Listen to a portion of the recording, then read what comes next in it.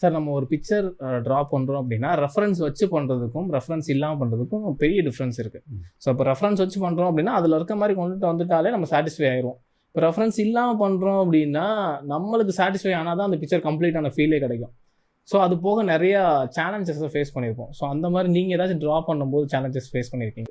First நான் ஒரு image பண்ணுறதுக்கு முன்னாடி என்ன பண்ணுவேன்னா, ரஃப்பாக என்னுடைய இமேஜின் என் மனசில் என்ன தோணுதோ அதை வந்து ஃபஸ்ட்டு அந்த ஸ்கெட்ச் பண்ணிக்கிட்டோம். இந்த மாதிரி இது இங்கங்கே வருது, இது இப்படி இருக்கணும், இந்த கேரக்டர் இப்படி இருக்கணும், இங்கே இடத்துல இருக்கணும் அப்படின்ட்டு பேக்ரவுண்ட் இப்படி இருக்கணும்னு முடிவு பண்ணுவோம். ஆனால் அதுக்கப்புறம் ரெஃபரன்ஸ் தேடுவோம், இது சம்மந்தமாக தேடுவோம். தேடிட்டு ஓரளவுக்கு கிடைக்கும். அதெல்லாம் வச்சு இது பண்ணுறப்போ ஓரளவுக்கு நமக்கு வந்து இதாக இருக்கும். ஆனால் சில நேரங்கள் அப்படி பண்ணி முடித்தாலும் சில நேரங்களில் நம்ம ஆரம்பத்தில் வந்து ரெஃபரன்ஸ் இல்லாமல் சிலது நம்ம மைண்டுக்குள்ளே இருக்குது பார்த்தீங்களா, அந்த மாதிரி பண்ணதை பார்த்தா இன்னும் அந்த ரெஃபரன்ஸு நம்ம மைண்டுக்குள்ளே இருக்கிற மாதிரி வரலேன்னு அப்படியும் ஃபீல் பண்ணியிருக்கேன்.